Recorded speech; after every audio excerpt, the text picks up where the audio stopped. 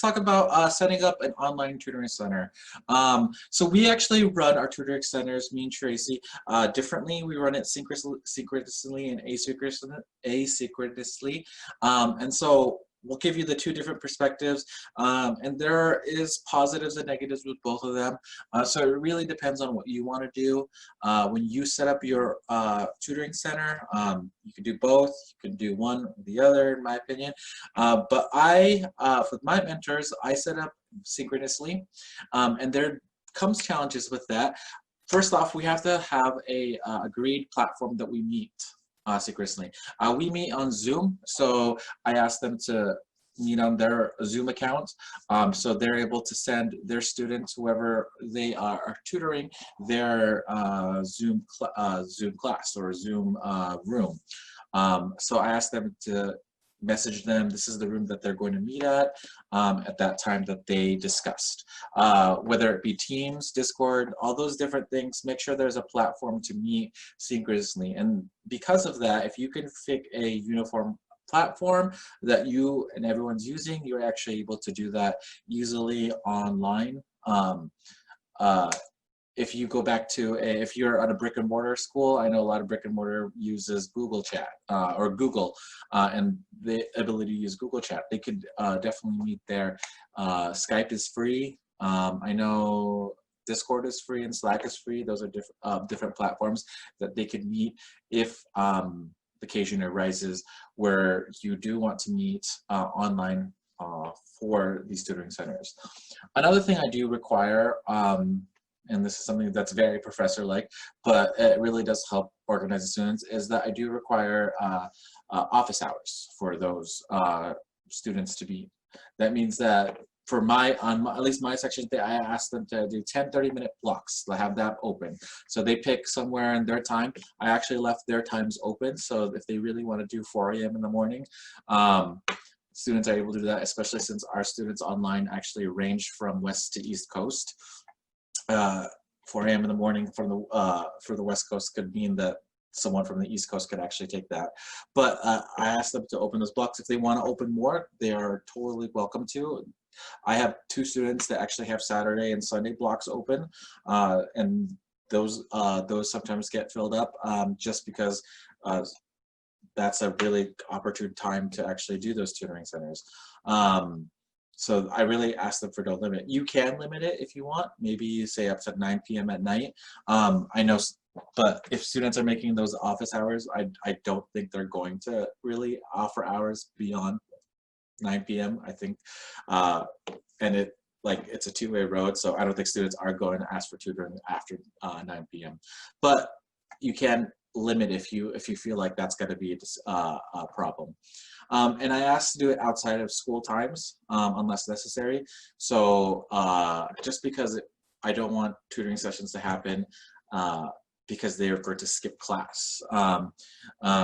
Our school doesn't necessarily, we have a school time, but it doesn't necessarily mean they run the whole time, so I kind of keep it open on that part. But if there is a school time that they shouldn't be doing, they shouldn't have a tutoring session open at those moments. So another thing I do require is that students need to be scheduled 24 hours before, because they're going to meet synchronously, they're going to meet live. I want to make sure that student knows, or that peer knows, that they're going to meet the next day. You can add, say, 48 hours before, you could do that, but you should add a lot of time before, because sometimes something does come up and they might have to cancel, or they don't know about it, they're not prepared, maybe materials that they should prepare. For example, we have to prepare matrices, and I know a lot of students don't remember matrices, so I kind of give them, hey, this is what they want to know on that. And the last thing to really look for is the scheduling tool. This scheduling tool, we personally use Calendly, and I'll show you how that looks. This will offer the office hours that are open, and this will be displayed to all the students, and those students are able to click which time they want. So the scheduling tool is very useful for them to pick different times. That also will allow other students to pick and choose the times they want. So if they can't work at a certain time that's not set for them, so like, oh, I can never work at 4 p.m.s, maybe they can find a student that is outside that 4 p.m. realm. So a scheduling tool is very useful so they can see it. And here I can show you Doodle is a very useful scheduling tool. I know there's free versions of Doodle. This is why I added it, and they do schedule. It's like, hey, so the person that creates that, whoever it is, they will add the times that they need for the week, and they can say, well, I can click here. Usually this is, I can make it or not, depending on how it is. It is a poll type of thing, but I do work it. I used to do this as just the scheduling tool, so you can use it for this. The one that we use that's fairly useful is Calendly. I don't remember if there's a free version or not. I know we pay for it. But with the Calendly, this one's a super useful tool that we're, like here on the left, I blocked out the student names, but they have different students they can choose from. Again, we had 9 different students, so they can play around. It's like, I want this one, or this one. Right here, you can schedule, I'll put the scheduling, the time, right, and it will click the dates. The blue highlights the dates that, that you can see that are available for this student, and then on the right are the 30-minute slots that are open to those students on Pacific time. So, and if they're Eastern, they can switch it up so it adjusts to them, so they don't have to do that. With the Calendly, the website's up here, and then again the Doodle is up here. With these, they're able to schedule with those synchronous times asynchronously to do that synchronous moment. So I think there's a question just nice. But yeah, I do recommend those tools. Again, just to repeat those tools, a platform, office hours, and a scheduling tool to really make a successful synchronous online tutoring center. All right, so we run the Writing Center asynchronously. All those students do have the option of meeting with their tutors in Zoom as they do in Math Mentors. A very large majority of our students choose to submit their assignments asynchronously for Writing Center feedback. We use Teams and Microsoft. Posting Microsoft documents in Teams is the way that we do it, but you can adjust what I'm about to talk about to any, all you need is a collaborative document program, Google Docs, Word, anything that the students can leave comments with to each other on, and a home page where those documents are going to be posted. So again, Teams, or maybe your LMS discussion board or Google Classroom, just somewhere where the tutoring center is blocked off for that purpose. So, and finally, there's a third point there. Finally, you need a clearly stated submission process. Make sure all the students know what the expectations are for submitting an assignment. And those bullet points you see on the slide are just ours. Again, designed by the students. That is actually not how I would have put it together, but they said, this is what works for us. And I said, okay, and you know what? It does work. So who am I to question it? But our process is that the Writing Center is open from 8 to 3, and any assignments that are submitted between those hours will be assigned a reader by the end of the day, by 3 p.m. And then the tutor has 24 hours to leave feedback on that particular assignment. And if a submission is received after hours, if a student submits something in the middle of the night or right after school or whatnot, it won't be assigned a tutor until 8 a.m. the next morning, Pacific time. So those are our boundaries and our guidelines. But of course, again, this can be done. It's actually even within our own Writing Center. It's been done a variety of ways over the years.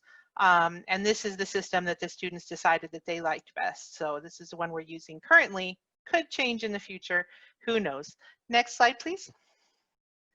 So this is an example of an asynchronous submission on Teams.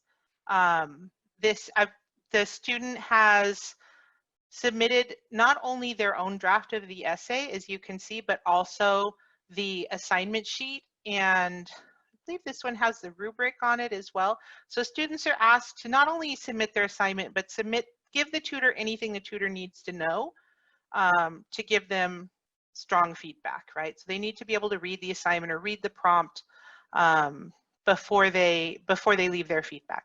So this student has left a very, as you can see, a nice, polite note for their tutor, right? And given them some specifics about what they're looking for in their feedback, and then attach those documents. The little green goblin icon that you can see there is actually our student coordinator. So the student tags the student coordinator in their post, and then this student coordinator is really on top of things. He usually has the draft assigned, within 15-20 minutes or so, the draft is assigned. So he will tag whichever tutor, and we just do a rotating schedule. He doesn't, he's not picking and choosing. We just do a rotating schedule. So he tags whichever tutor has been assigned that draft, and then you can see Elmo in flames there is the tutor who read the draft, and then again left a really nice, polite note to the student telling them that their feedback is ready, and if they need any help, to contact them. Some of our tutors actually find a lot of success with, if a student seems to be struggling or may need some extra help, they reach out and they said, hey, I left you your feedback, but would you like to meet in Zoom for a few minutes and we could talk about it? And they set up that kind of short meeting to talk face-to-face about the feedback as well. So not all of our tutors do that, but some of them do. So that's just how our process works. You can go on to the next slide and you'll see an example of what happens inside the document. So this is a paper that a student submitted, and you see it's done within Microsoft Word, but this can also be done in Google Docs as well. And then along the side is the tutor's feedback. One of the things I love about this system in Word is that reply button. If a student has a further question, they can post their question right there next to the comment. They can just hit reply and post their question, and then their tutor can get back to them about that. So you can see all of these comments that the tutor left on this document is just from that first page. So our tutors we have strong tutors. Like I said, these are the students who really have been doing some pretty amazing work from the get-go with feedback. They've been recommended to the Writing Center. And I feel like I should add in here as well at this point, this is always additional feedback, okay?